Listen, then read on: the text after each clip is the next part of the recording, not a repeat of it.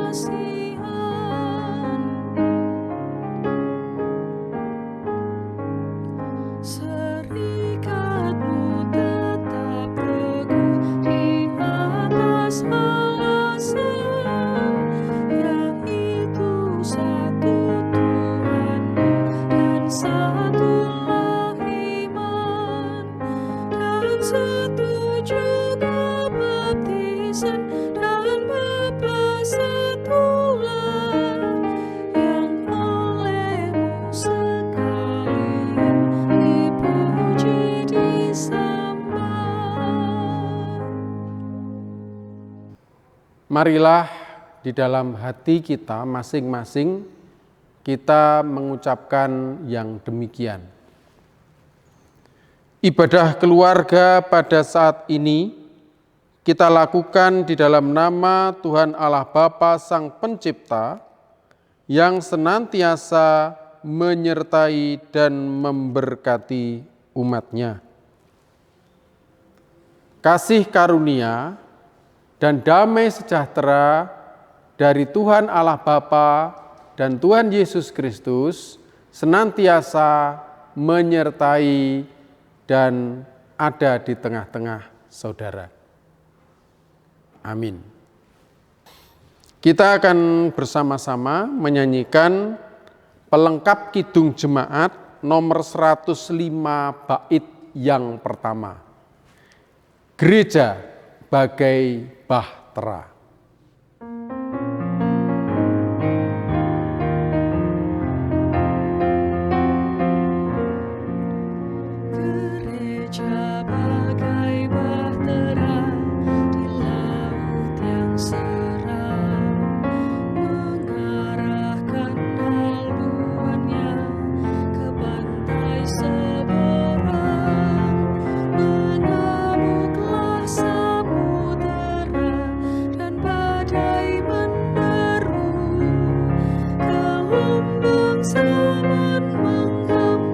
Yang sulit ditempuh.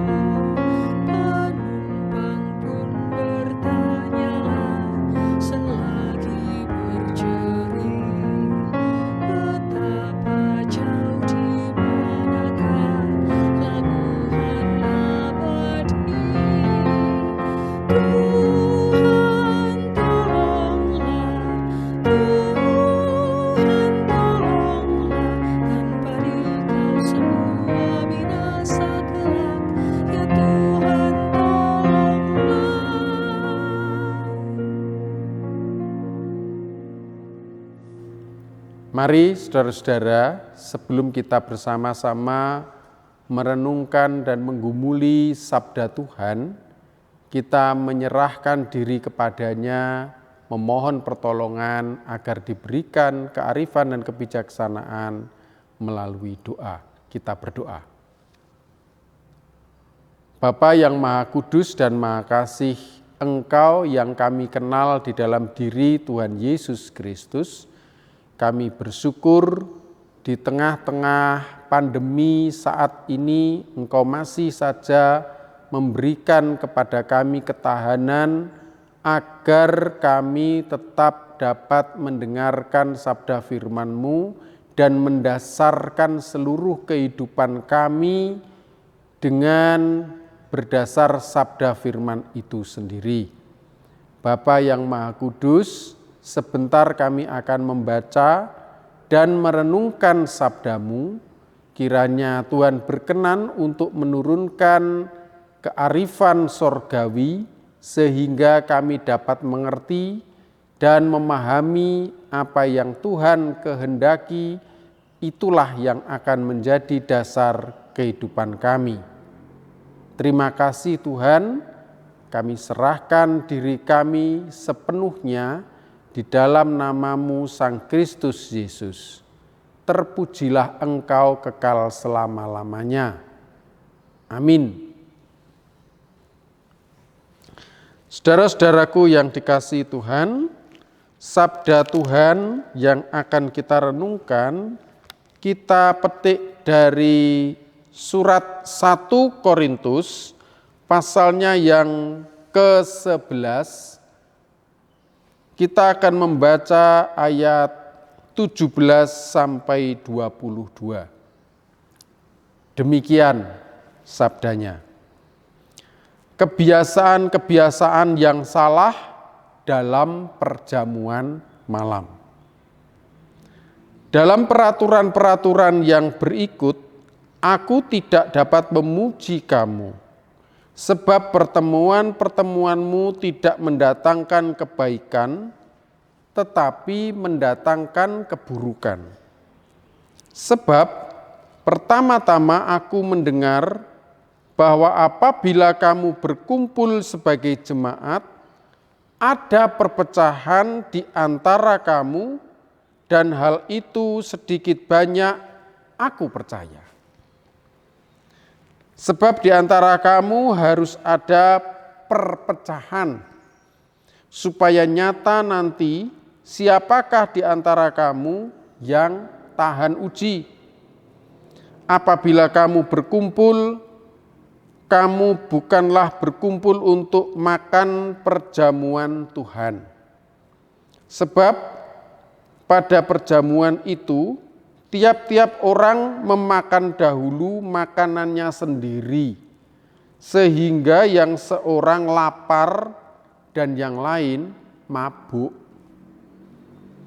Apakah kamu tidak mempunyai rumah sendiri untuk makan dan minum? Atau maukah kamu menghinakan jemaat Allah dan memalukan orang-orang yang tidak mempunyai apa-apa? Apakah yang kukatakan kepada kamu, memuji kamu? Dalam hal ini aku tidak memuji. Demikian sabda Tuhan, berbahagialah mereka yang telah mendengarkannya, merenungkan di dalam hatinya, serta yang melakukan di dalam kehidupan hari demi hari. Amin. Saudara-saudaraku, para kekasih Tuhan Yesus Kristus, jika kita melihat cara hidup jemaat yang mula-mula, khususnya di Yerusalem, setelah peristiwa pencurahan Roh Kudus.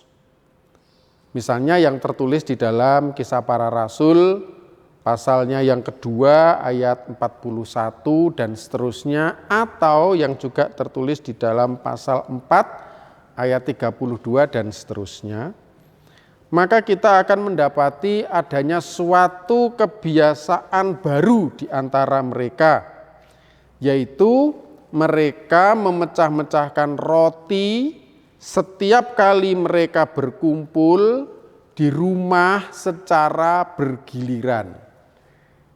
Nah, jadi seperti yang biasa kita lakukan di dalam ibadah keluarga sebelum terjadi pandemi COVID-19 yang lalu. Nah, menariknya di dalam Kisah Para Rasul itu atau di jemaat mula-mula di Yerusalem itu, kebiasaan baru tersebut dilakukan sambil melestarikan nilai-nilai kepedulian satu terhadap yang lain supaya tercipta keadilan di antara mereka. Yang kaya tidak berlebihan, yang miskin tidak merasa berkekurangan karena yang kuat menopang yang lemah. Nah, cara hidup bersama atau cara hidup kolektif semacam itu menyukakan hati Tuhan dan manusia. Itu dituliskan di situ. Sehingga Tuhan menambah-nambahkan jumlah mereka setiap hari. Itu adalah cara hidup jemaat di Yerusalem. Nah, rupanya setelah itu dalam rangka menambahkan jumlah mereka, apa yang mereka perbuat ini menyebar ke sekeliling Laut Tengah. Nah, pada zaman Rasul Paulus, ya, kebiasaan ini sudah menyebar ke daerah-daerah dan kota-kota lain, terutama di pesisir utara Laut Tengah atau Laut Mediterania itu, ya. Nah, termasuk di kota perdagangan Korintus yang terletak di sebelah barat kota Athena yang sangat terkenal. Nah, di kota perdagangan ini juga tumbuh jemaat Kristen. Nah, tentu saja kebiasaan baik perjamuan bersama yang ada di Yerusalem itu juga menular sampai di Korintus. Nah, tetapi karena kota ini merupakan perjumpaan orang-orang dari berbagai bangsa yang berdagang, maka tidak bisa dipungkiri terjadi asimilasi, terjadi saling mempengaruhi di dalam relasi mereka atau relasi perdagangan mereka. Nah, kebiasaan baik di dalam perjamuan bersama di tengah jemaat yang mereka warisi dari Yerusalem, sampai di situ ternyata hanya tinggal bungkusnya. Artinya yang tinggal itu adalah kebiasaan perjamuan bersamanya. Tetapi nilai-nilai kepedulian supaya terjadi keadilan itu rupanya sudah terkikis dan menjadi sangat tipis, saudara-saudara. Nah, sehingga ya sudah, mereka sekedar perjamuan saja tanpa ada keinginan peduli dengan sesama mereka yang bersama dengan mereka di dalam perjamuan itu. Apa yang terjadi sehingga orang itu hanya memikirkan dirinya, tidak memikirkan orang lain. Bahkan ada pikiran, karena ini kan wilayah perdagangan, cara berpikir transaksional juga masuk di situ. Kalau saya sudah memberikan banyak, berkontribusi banyak bagi kebersamaan ini, maka saya juga harus mendapatkan banyak pula. Nah, ini masalahnya. Ya, nilai kepedulian di dalam rangka menegakkan, mewujudkan keadilan itu tidak lagi menjadi roh di dalam kebiasaan perjamuan bersama mereka. Nah, Bapak Ibu saudara-saudara yang dikasihi Tuhan Yesus Kristus, kritikan Rasul Paulus melalui surat 1 Korintus kepada mereka itu sebenarnya sederhana. Rasul Paulus itu ingin mengembalikan roh tersebut ke dalam kebiasaan perjamuan bersama mereka. Itu yang dikehendaki, supaya perjamuan bersama ini tidak menjadi ajang pamer pamer kekuasaan, pamer kekuatan, sedangkan yang lemah dibiarkan saja lemah, yang tidak berdaya dibiarkan tidak berdaya, yang sangat berdaya menunjukkan arogansinya. Jangan sampai itu terjadi, maka Rasul Paulus memberikan peringatan kepada mereka, dan jelas sekali Rasul Paulus mengatakan, aku tidak bisa memuji kalian dalam hal itu. Walaupun kalau kita membaca pasal 11 secara lengkap, sebelum Paulus memberikan kritikan pada ayat 1 sampai ayat 16, Paulus memberikan lebih dulu pujian. Nah, saudara-saudara, para kekasih Tuhan Yesus Kristus, sebenarnya ini yang juga sering terjadi dengan kita. Ya, jarak waktu dan jarak ruang atau jarak tempat yang jauh seringkali mengikis nilai-nilai baik yang harusnya juga kita warisi bersama-sama dengan wadahnya, bersama-sama dengan bungkusnya. Justru yang paling penting itu adalah isinya, nilai-nilai kepedulian itu. Sehingga perjamuan bersama kita lakukan untuk mewujudkan kepedulian kita kepada yang lain dalam rangka kita mewujudkan keadilan. Tetapi itu kadang-kadang lupa. Ya, jadi hanya makannya yang kita lanjutkan kebiasaannya, bukan soal bagaimana peduli atau menegakkan keadilan itu. Nah, demikian pula yang kita lakukan di setiap tahun pada bulan Agustus. Kita melakukan perjamuan kudus pembangunan GKJW. Ya. Ini ada sejarahnya. Perjamuan kudus pembangunan GKJW pertama kali dilakukan pada tahun 1946. Setelah terjadi pertengkaran hebat antara sesama orang GKJW. Sehingga waktu itu ada dua macam GKJW. GKJW yang berpusat di Malang dan GKJW yang berpusat di Surabaya. Nah, ini terjadi karena adanya perbedaan di dalam bertahan sebenarnya. Problemnya itu cuma perbedaan. Yang satu caranya bertahan, ayo kita bertahan dengan mengandalkan kekuatan sendiri. Yang satunya, ayo kita tetap bertahan, tapi dengan bekerja sama dengan pemerintahan Jepang pada waktu itu. Nah, perbedaan ini begitu sengit sampai akhirnya terjadi perpecahan. Perpecahan ini menimbulkan korban jiwa.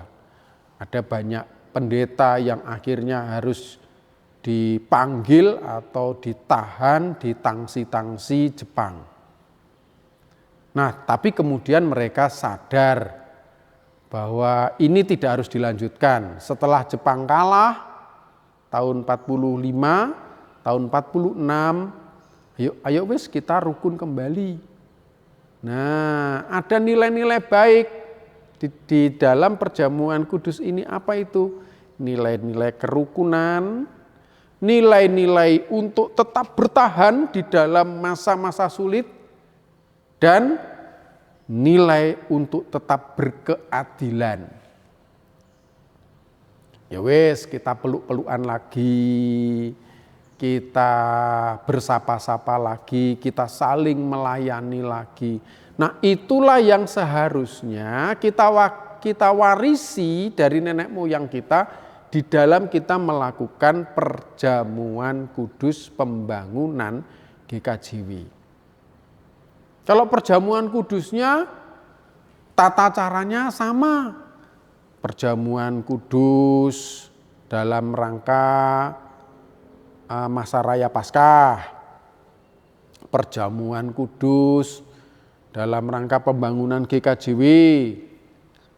Perjamuan kudus dalam rangka oikumene nanti bulan Oktober.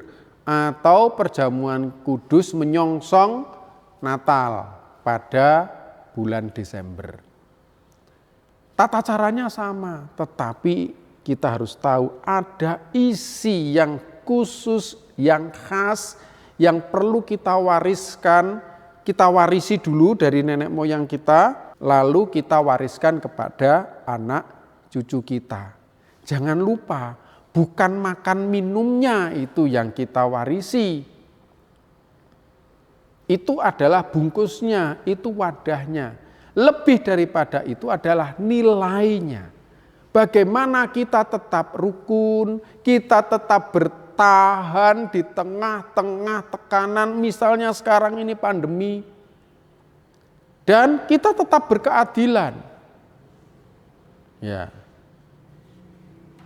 Pada waktu pagi-pagi tadi, sejak kemarin, sudah rame. Misalnya, saya ditelepon, oksigen di mana-mana habis, tapi di tempat-tempat tertentu oksigen masih ada.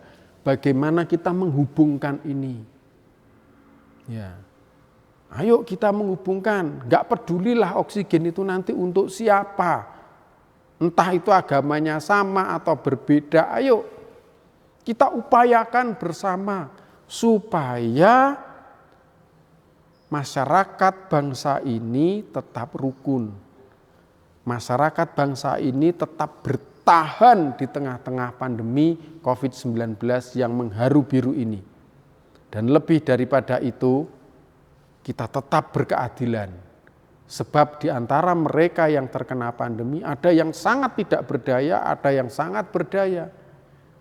Ada yang tidak bisa mendapatkan oksigen sama sekali, ada yang konon malah menumpuk oksigen. Jangan kita lakukan itu.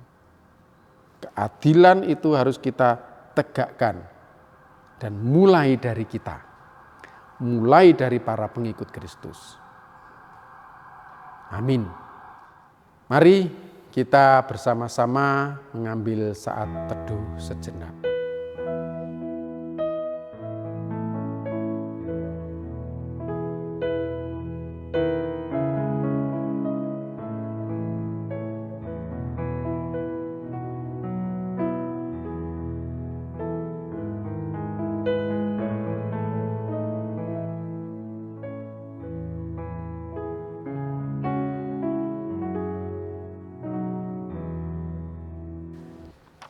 Selanjutnya, saudara-saudara, saya akan membacakan persiapan perjamuan kudus pembangunan GKJW. Saudara-saudara yang dikasihi Tuhan, perkenankan pada kesempatan ini kami kembali mengingatkan perihal perjamuan kudus. Yang diperkenankan mengikuti perjamuan kudus adalah seluruh warga jemaat dewasa. Artinya yang sudah dibaptis dan atau sidi, serta tidak sedang dalam penggembalaan khusus. Di gereja kita, GKJW, perjamuan kudus adalah tanda kudus atau tanda suci yang ditetapkan oleh Allah bagi umat miliknya, yang mengandung penghayatan akan kematian, kebangkitan, dan penantian akan kedatangan Tuhan Yesus Kristus yang kedua kali. Perjamuan kudus disebut kudus, artinya siapapun yang mengikuti perjamuan kudus haruslah ia hidup taat dan melakukan kehendak Tuhan serta kebenarannya. Perjamuan kudus tidak hanya menggambarkan persekutuan umat dengan Allah saja, tetapi juga persekutuan antara umat dengan sesamanya. Oleh karena itu, haruslah ia hidup dengan sesamanya dalam damai dan kasih. Saudara-saudaraku yang dikasihi Tuhan, karena pada dasarnya perjamuan kudus itu berisi kasih Allah yang kudus, oleh karena itu marilah kita menguji hati kita masing-masing sebelum memasuki meja perjamuan. Saat ini, mari kita melihat diri kita, pribadi lepas pribadi. Sejenak kita menyadari bahwa kita ini adalah manusia berdosa di hadapan Allah. Apa yang kita lakukan dan pikirkan dalam kehidupan sehari-hari seringkali jauh dari kehendak Allah. Seringkali kita melupakan Tuhan dalam rencana dan kehidupan ini. Demikian juga karena perjamuan kudus itu berisi persekutuan kita dengan sesama orang percaya, maka mari kita melihat juga diri kita, pribadi lepas pribadi, menyadari bahwa kita belum mampu mengasihi sesama kita dengan sepenuh hati. Seringkali dalam hati kita masih menyimpan rasa benci, kecewa, amarah, dendam, sakit hati, dan bahkan perselisihan terhadap sesama. Kita akui bahwa kita belum mampu hidup damai dengan sesama. Nah, saat ini kita datang kepada Tuhan di dalam penyesalan. Kita akui dosa-dosa kita di hadapannya dengan hati yang tulus dan penuh dengan penyesalan. Karena jangan ada di antara kita yang mengikuti perjamuan kudus secara sembarangan. Mari kita mengakui dosa kita dan mohon pengampunan dosa kepada Tuhan. Mari berdoa.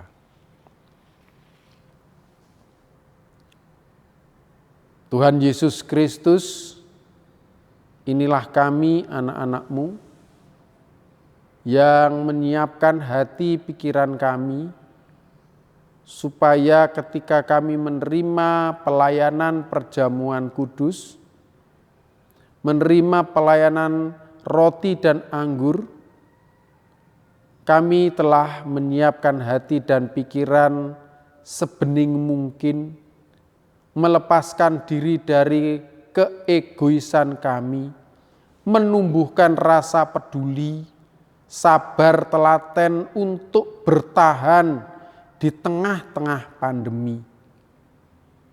Dengan demikian, maka kami yang berdaya dapat memberikan dukungan topangan kepada mereka yang lemah. Mereka yang kuat dapat memberikan topangan dukungan kepada kami yang lemah. Dengan adanya kepedulian itu terjadilah keadilan di tengah-tengah kami, jemaat Tuhan maupun masyarakat kami di Indonesia ini. Oleh karena itu ya Tuhan, sebelum kami melakukan itu semua, kiranya Tuhan berkenan untuk mengampuni dosa dan kesalahan kami di hadapan-Mu. Karena hanya bilur-bilur darah-Mu itulah yang akan menyucikan kami dan membuat kami berkenan untuk melakukan karya baik di hadapan Tuhan. Kami serahkan diri kami yang mempersiapkan diri untuk menyongsong perjamuan kudus hari pembangunan GKJW ini kepada Tuhan. Dalam nama Tuhan Yesus Kristus kami memohon. Terpujilah namamu kekal selama-lamanya. Amin. Saudara-saudaraku yang dikasihi Tuhan Yesus Kristus, marilah kita bangkit berdiri, dan bagi siapapun yang sudah mau mengakui segala dosa dengan hati yang jujur dan tulus di hadapan Tuhan, serta berjanji tidak mengulangi kesalahan itu kembali, maka Allah Bapa yang Maha Kasih akan mengampuni dan memberikan anugerah-Nya kepada kita. Seperti yang telah difirmankannya melalui surat Efesus pasal 1 ayat 7 yang demikian, sebab di dalam Dia dan oleh darah-Nya kita beroleh penebusan, yaitu pengampunan dosa menurut kekayaan kasih karunia-Nya. Amin. Saudara-saudara yang dikasihi Tuhan, saat ini saya mengajak saudara sekalian untuk memantapkan diri sebelum memenuhi undangan Tuhan datang ke meja perjamuan dengan menyampaikan pertanyaan kepada diri kita sendiri demikian. Apakah saudara-saudara bersedia untuk memenuhi undangan Tuhan dalam perjamuan kudus pembangunan GKJW ini? Bagaimanakah jawab saudara-saudara? Apakah saudara bersedia? Nah, atas kesediaan saudara-saudara sekalian menjawab undangan Tuhan untuk ikut dalam perjamuan kudus-Nya, kami mengucapkan terima kasih. Saudara-saudara, disilakan untuk duduk kembali. Mari kita bersama-sama kembali memuji dari Kidung Jemaat nomor 439, baitnya yang pertama. Bila topan keras melanda hidupmu.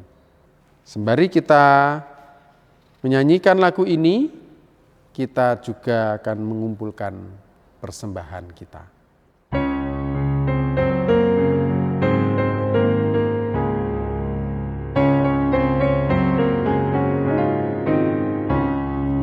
Bila topan keras melanda hidupmu, bila putus asa dan letih lesu, berkat Tuhan satu-satu kagum oleh kasih-Nya. Berkat Tuhan mari hitunglah, kau kan kagum oleh kasih-Nya. Berkat Tuhan mari hitunglah, kau niscaya kagum oleh kasih-Nya.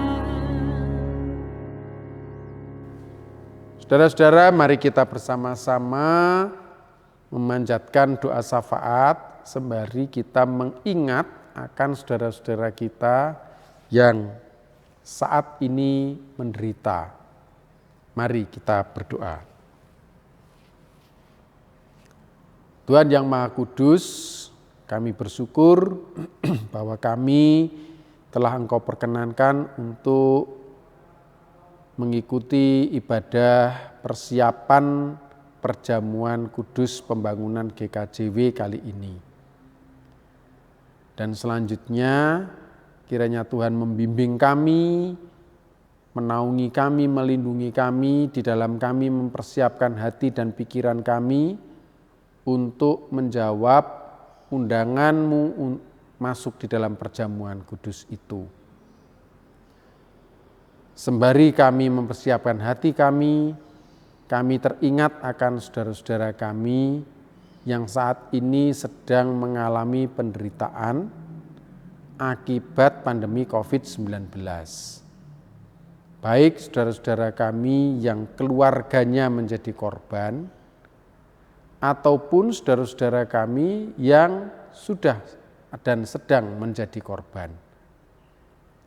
Demikian pula kami mendoakan para tenaga kesehatan yang bahkan di tengah-tengah pelayanan dan kerja keras mereka tetap terancam untuk menjadi korban dari pandemi ini. Bapa, kami serahkan mereka.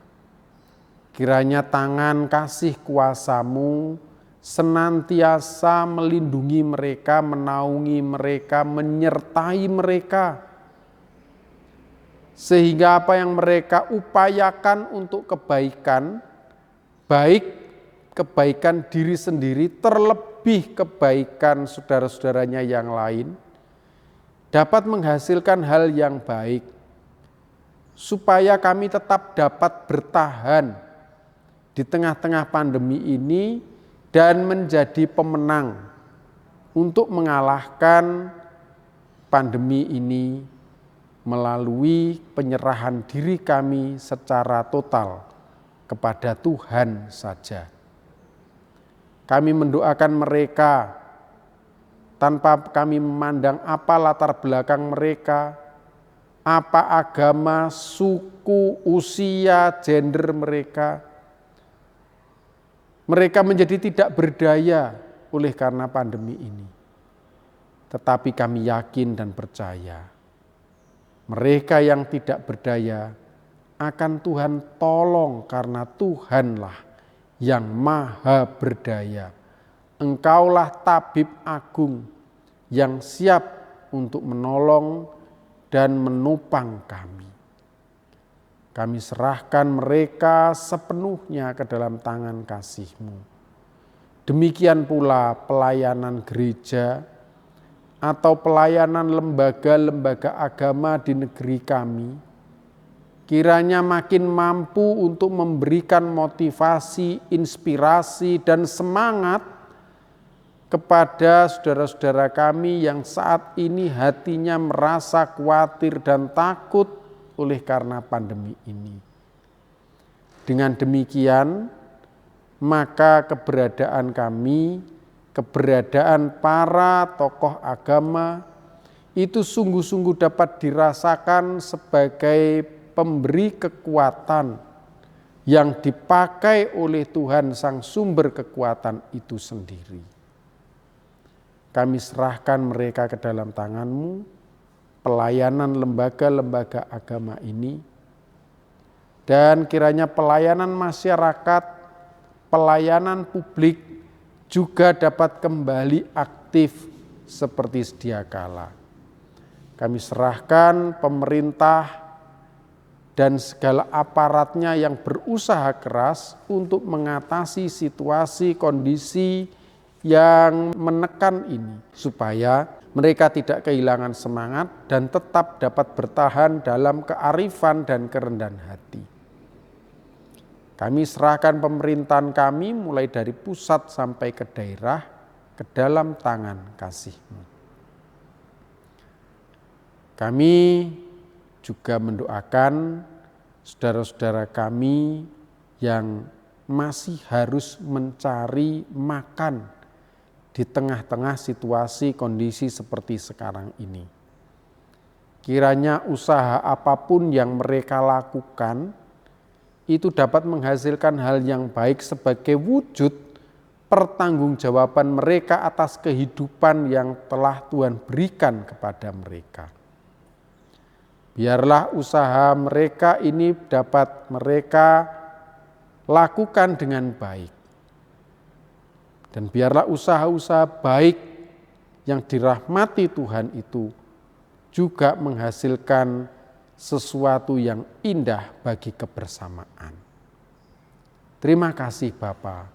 Semua ini kami serahkan di dalam nama Tuhan Yesus Kristus yang telah mengajarkan kami berdoa. Bapa kami yang di surga, dikuduskanlah namamu, datanglah kerajaanmu, jadilah kehendak-Mu di bumi seperti di sorga. Berikanlah kami pada hari ini makanan kami yang secukupnya. Dan ampunilah kami akan kesalahan kami, seperti kami juga mengampuni orang yang bersalah kepada kami. Dan janganlah membawa kami ke dalam pencobaan, tetapi lepaskanlah kami daripada yang jahat. Karena Engkaulah yang mempunyai kerajaan dan kuasa dan kemuliaan sampai selama-lamanya. Amin. Saudara-saudaraku yang dikasihi Tuhan, marilah kita bersama-sama undur dari ibadah persiapan perjamuan kudus pembangunan GKJW kali ini dengan kita menyanyikan Kidung Jemaat nomor 339 bait yang pertama, Maju Laskar Kristus.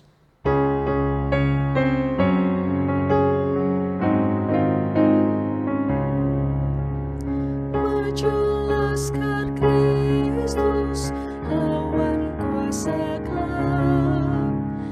Ikut salib Yesus, sungguh dan tetap.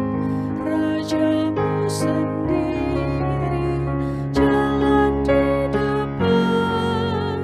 Majulah iringi panji cemerlang. Maju laskar Kristus, lawan kuasa gelap. Ikut salib Yesus, sungguh dan tetap. Marilah kita bersama-sama menerima berkat dari Tuhan melalui hamba-Nya. Tuhan Allah Bapa, Sang Sumber segala berkat dan rahmat, Tuhan Yesus Kristus, Sang Sumber kasih sayang dan kehidupan kekal, serta Sang Roh Kudus, sumber sukacita dan kekuatan, senantiasa menyertai saudara-saudaraku sekalian saat ini sampai Maranatha tiba. Amin.